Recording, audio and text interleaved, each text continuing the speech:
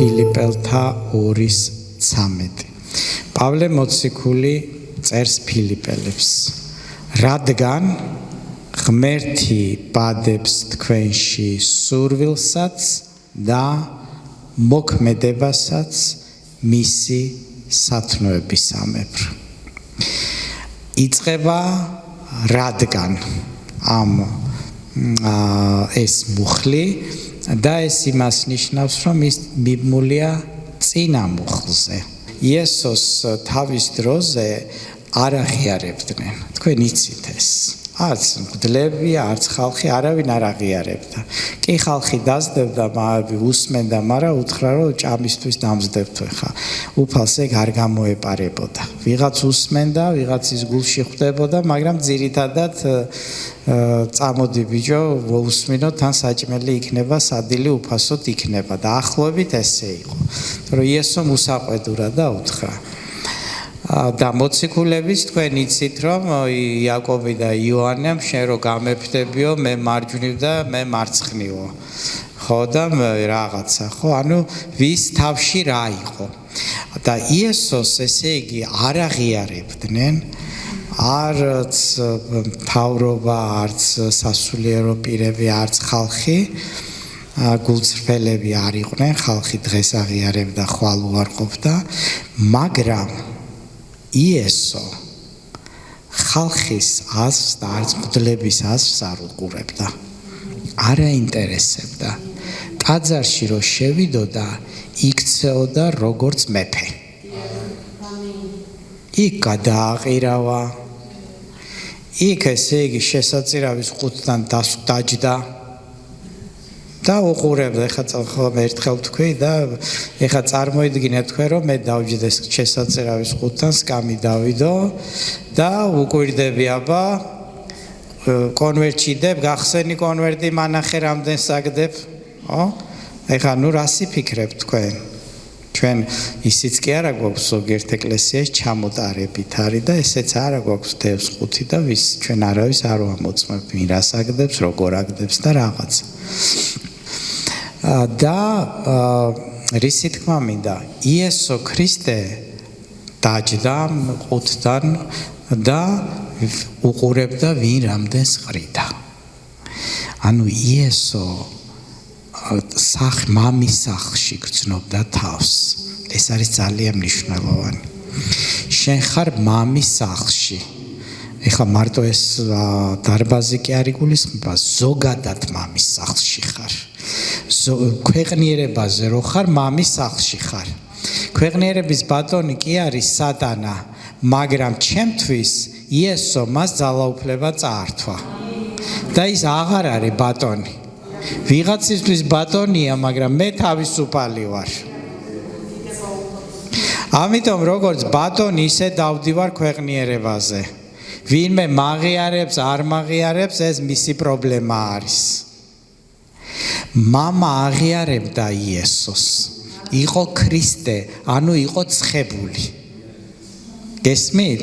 მისთვის ეს იყო საკმარისი.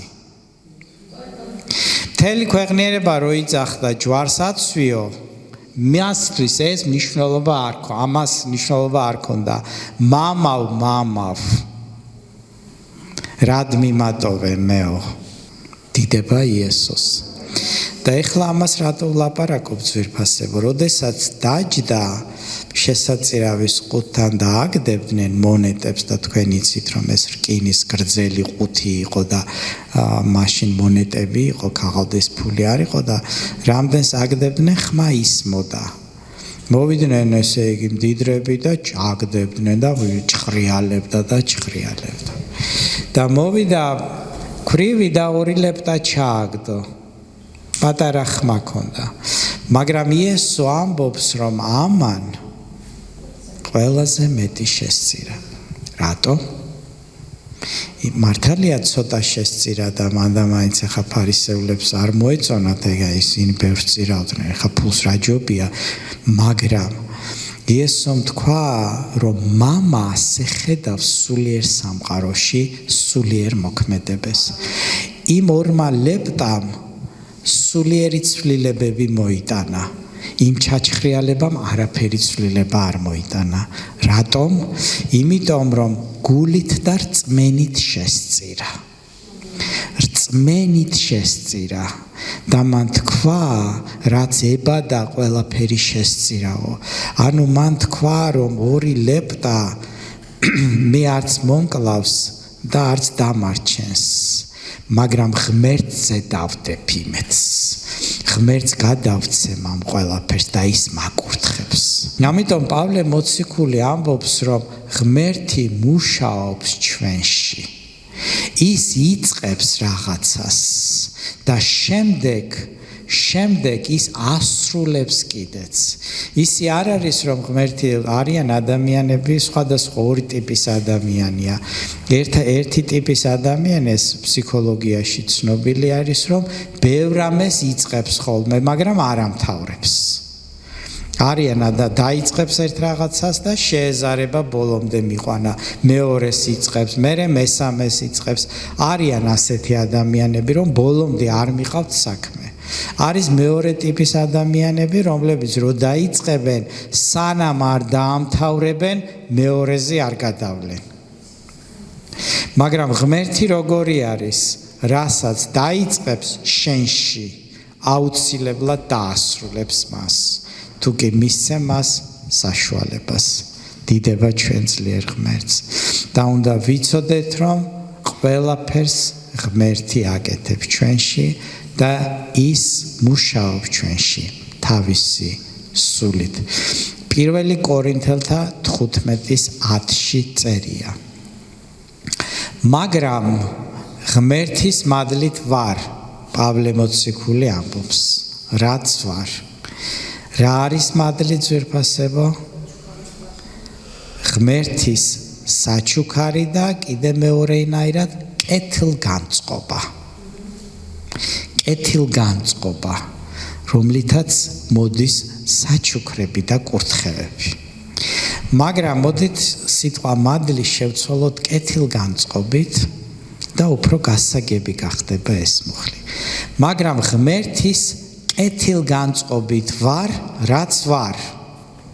და მისი კეთილგანწყობა არ იყო ჩემს მიმართ ფუჭი, არამედ ყველა მათგანზე მეტი ვიშრომე, თუმცა არა მე, არამედ ღმერთის კეთილგანწყობამ, რომელიც ჩემთანაა. ნახეთ ძვირფასებო, დიდება უფალს. იცით, რელიგიურ სამყაროში მადლის სიტყვა არ ესმით. ამიწის მადლი, წმინდა გიორგის მადლი შეგეწიოს, ქვის მადლი და ასე შემდეგ. სიტყვა მადლის გაგება არ აქვს. მაგრამ პავლე მოციქული ამბობს, რომ რადგან ღმერთის კეთილგანწყობაა ჩემზე, ეს მშველის ყველაფერში. ღმერთის კეთილგანწყობა არის ჩვენზე, მისი მადლით ვართ გამართლებულები. ებრაელთა 13:20-21-ში წერია.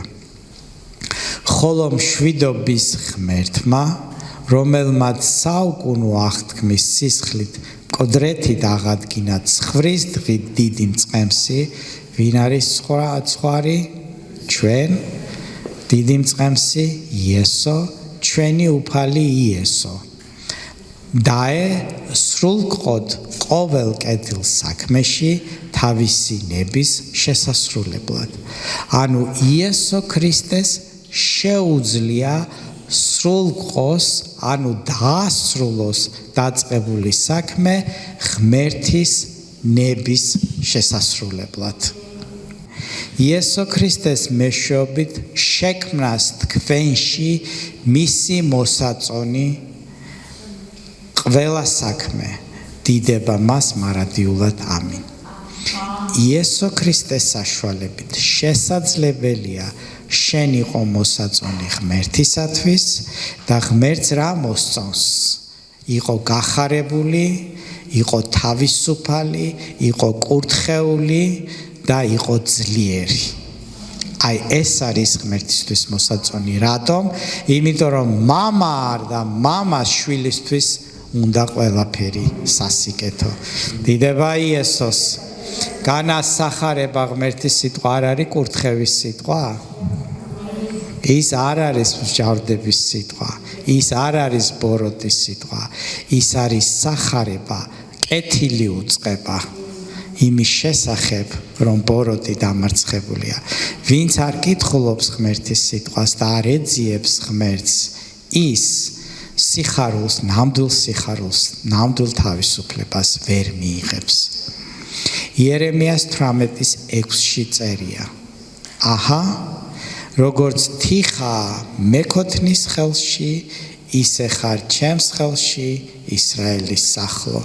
ჩვენ ვართ მეკოთნის ხელში, როგორც თიხა და ღმერთი გვძერწავს. დიდება ჩვენ ძლიერ ღმერთს, დიდება ჩვენ უფალს ყველაფრისათვის ძვირფასებო. ჩვენი ღმერთი არის ცოცხალი და დიდებული და მოდით წამოვდგეთ ყველანი ვილოცოთ ჩვენი უფლის წინაშე.